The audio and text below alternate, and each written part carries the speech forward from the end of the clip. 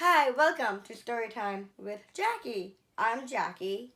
I'll be reading Amazing Grace by Mary Hoffman and illustrated by Caroline Bench.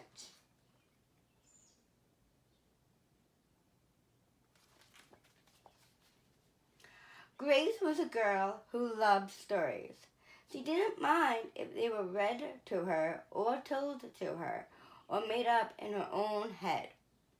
She didn't care if they were in books or movies or out of Nana's long memory. Grace just loved stories.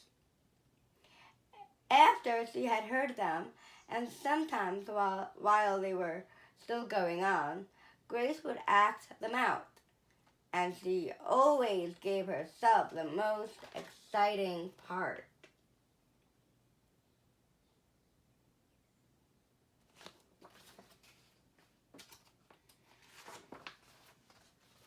Grace went into battle as Joan of Arc, and Wilbur Wicked Red as Aunt Nancy the Spider.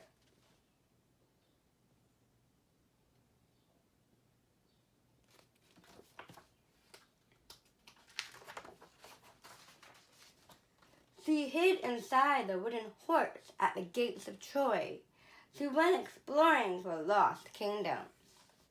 She sailed the seven seas with a peg leg and a parrot.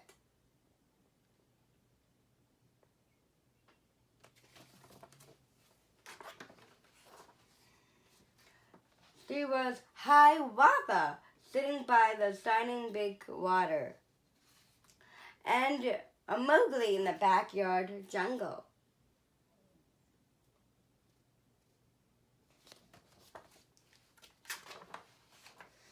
Most of all, Grace loved to act out adventure stories and fairy tales. When there was no one else around, Grace played all the parts herself. She set out to seek her fortune with no companion but her trusty cat, and found a city with streets paved in gold. Or she was Aladdin, rubbing his magic lamp to make the genie appear.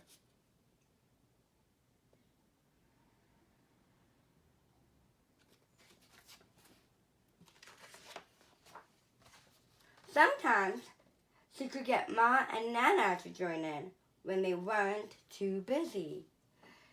Then there was Dr. Grace, and their lives were in her hands.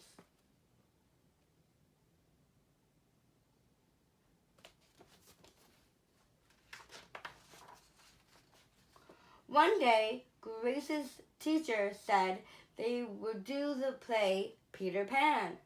Grace knew who she wanted to be. When she raised her hand, Raj said, "You can't be Peter. That's a boy's name." But Grace kept her hand up.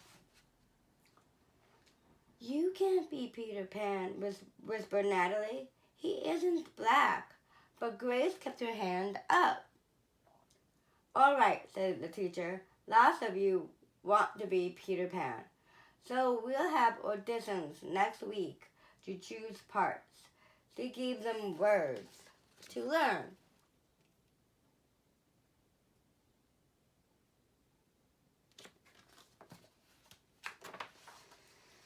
When Grace got home, she seemed sad. "What's the matter?" asked Ma. Raj said, "I can't be Peter Pan because I'm a girl." "That just shows what Raj knows," said Ma. "A girl can be Peter Pan if she wants to." Grace cheered up. Then later she remembered something else. "Natalie says I can't be Peter Pan because I'm black," she said. Ma looked angry, but before she could speak, Nana said, "It seems that Natalie's another one who don't know nothing. You can be anything you want, Grace, if you put your mind to it."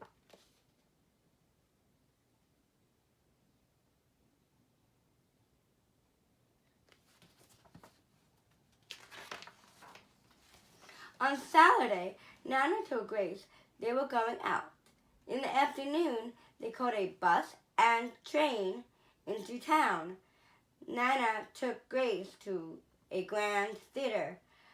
The sign outside read Rosalie Wilkins in Romeo and Juliet in sparkling lights.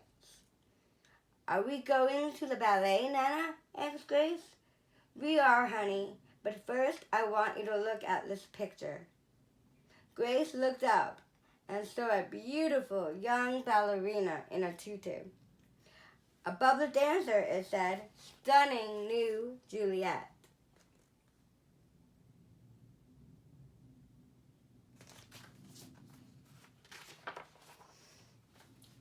That one is little Rosalie from back home in Trinidad, said Nana. Her granny and me, we grew up together on the island. She always asking me, do I want tickets to see her Rosalie dance? So this time I said yes. After the ballet, Grace played the part of Juliet, dancing around her room in her imaginary tutu.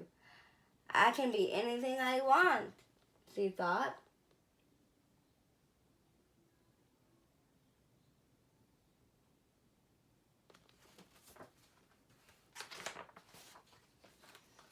On Monday, the class met for auditions to choose who was best for each part. When it was Grace's turn to be Peter, she knew exactly what to do and all the words to say. She had been Peter Pan all weekend. She took a deep breath and imagined herself flying. When it was time to vote, the class chose Raj to be Captain Hook and Natalie to be Wendy. There was no doubt who would be Peter Pan. Everyone voted for Grace. You were fantastic, whispered Natalie.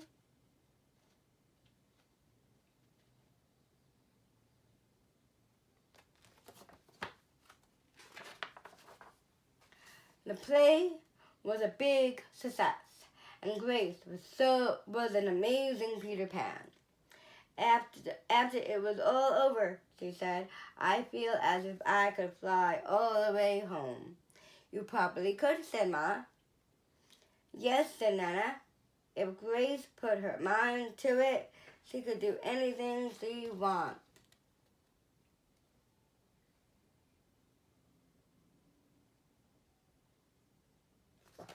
The end. Thank you for joining me.